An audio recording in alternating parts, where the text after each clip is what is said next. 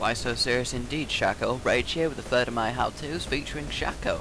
Let's jump right in with the runes, shall we?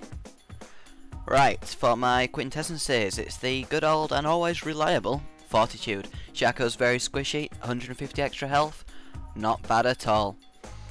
Seals, shocker, you guessed it, health seals, for the same reason as the quintessences. Right, moving on to those glyphs. Right, the glyphs are magic resist because Shaco is just so damn squishy, and he needs it, to be honest. Mages tend to focus him down, and it just helps, really. Right, Max, I play hybrid Shaco, so I need the magic pen, so that's what they're for. And always nice to hit harder and get more kills. Overall, it's a standard 8.5 magic pen, 145 health, 13 magic resist build. Pretty standard, I think, for the way I play Shaco. I find it works well. Masteries! Right, I play 2604. Now, a lot of people may criticise this, that it's way too offensive, but because I play hybrid, I need all the physical and all the magic damage that comes from the offensive tree, and then just a bit of health and mana regeneration and improved ghost. Another thing to note is that the talent just before Havoc, it makes Shaco's Q to 10% more damage, which is always a bonus, and Havoc itself is just a really nice DPS talent. Summoner spells, let's move on to that speedy one. You know it well, it's called Ghost, everyone's taking it now, and you can guess why. Moving fast, passing through minions, chasing down and escaping, good for Shaco. Secondly, everyone's favourite spell to rage at, the old Ignite. Great for finishing kills, adding extra pressure, disabling healers, you know the drill. Right, now my Shaco item build. It's a bit out of the ordinary, I'll give you that. But I find it works really well for me. I mean, I get a lot of kills, a lot of attack damage, a lot of ability power. I think it works really well. First of all, I get a Philosopher's Stone because having a permanent health and mana put on is always helpful. And the gold per 10 seconds is not to be shunned. Boost mobility, you're going to be roaming the map a lot as Shaco, looking for kills, gank opportunities and the like. Boost mobility, make that a lot easier. Lich Bane, having your ability power converted into your attack damage when you do a Q is brilliant. The magic resist makes him less squishy, the movement speed makes up for getting boots of mobility, and the extra mana makes your abilities a lot more spammable. Rageblade makes you an absolute tower destroyer, and in an extended fight you can really increase your damage output. Hextech Gunblade, more ability power, more attack damage, a bit of lifesteal, a bit of spell vamp, all round good survivability for Shaco and extra damage. Also the use helps for chasing down and just putting that extra finishing bit of damage on someone should they escape you. Final item, you probably won't get this most games, just a Trinity Force, cap out your attack damage and your ability power for an all-round dominating Shaco experience. Right, my skilling order. Well, I'll give you 3 seconds to guess which I get first. For all of you who guessed 2-shift poison, you would be right. Now, a lot of Shacos get Deceive or Jack in the Box to go get the mana buff at level 1. I get 2-shift poison because the harassment capabilities at level 1 is crazy, does a lot of damage, it helps get first blood, and it's all round good. I focus Shiv, if I can't get Shiv I get Jack in the Box. I only get run rank of Deceive until I have to get it just for escape and initializing. My main damage comes from Shiv and Jack in the Box, obviously picking up my ultimate when it is available to me. Right, top 10 tip time. Tip 1. Don't deceive into more than 2. By that I mean don't deceive into more than 2 major threats. They include minion waves, champions and turrets. Watch what happens if you ignore this golden advice. 1 bar, Vladimir, I dive in, turret, minion wave and Vladimir. I die before I can get the kill. I ignored the rule, I pay for it. Tip 2. Plan your route while escaping. This, you need to know what's going to happen, how the opponent is likely to react, how they're going to think. Just think about what you're doing. I'm running away from Vlad here, okay? I see him chase me through the bush.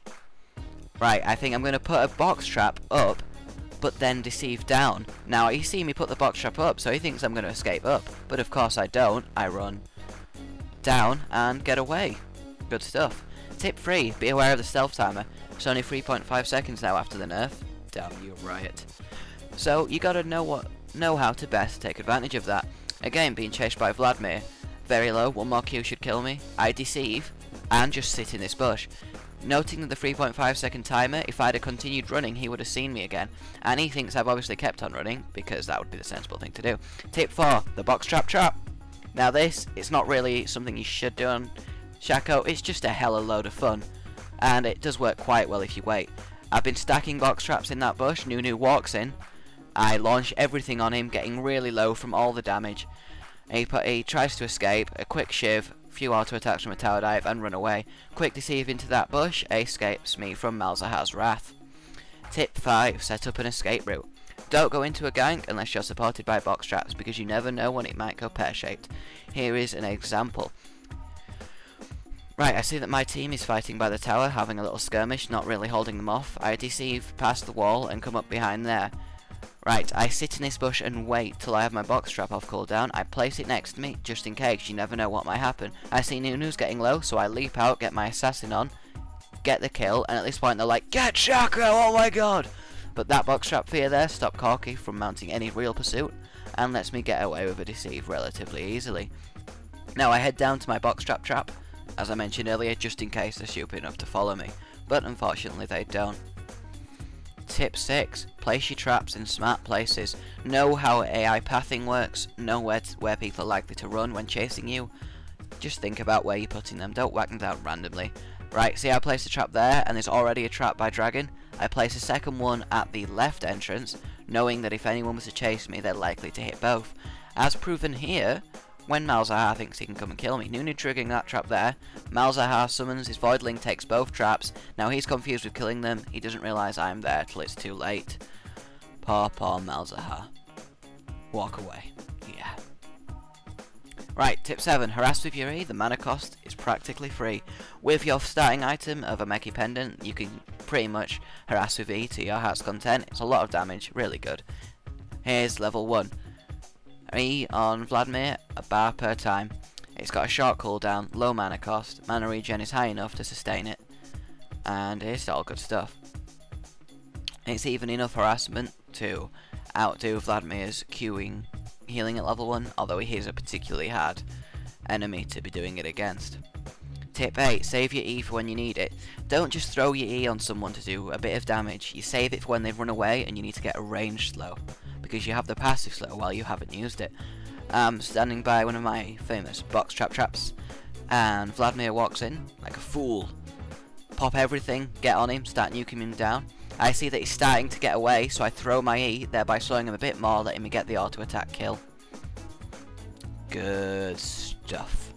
Right, tip 9. Use your ulti to avoid death. If you know you're about to get killed, pop your ultimate. It confuses people. The idea is that you pop your ultimate, and before the puff of smoke is even gone, you are out of there. Right, I'm recalling this bush after being injured.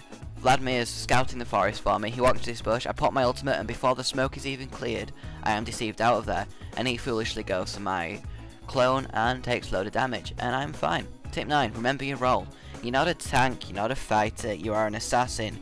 You have to just jump in and out and get kills. While these aren't proper team fights, these are the kind of examples. Vladimir is low, he's running past his tower.